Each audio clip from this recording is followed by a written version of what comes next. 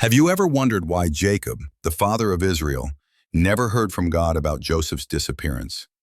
In Genesis 37, when Joseph's brothers sold him into slavery, they brought his coat dipped in blood to their father.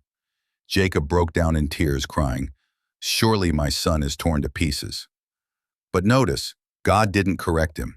Heaven was silent. Why? First, because God's silence was part of his bigger plan.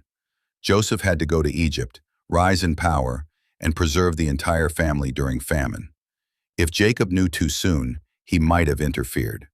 Sometimes God withholds answers because the story isn't finished yet.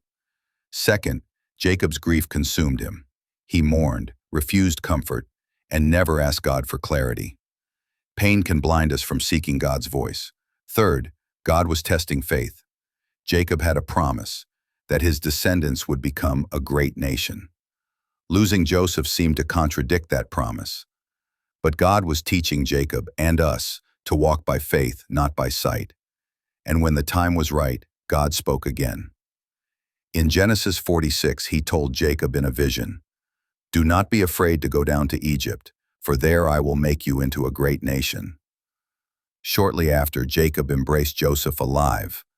God's silence is not his absence.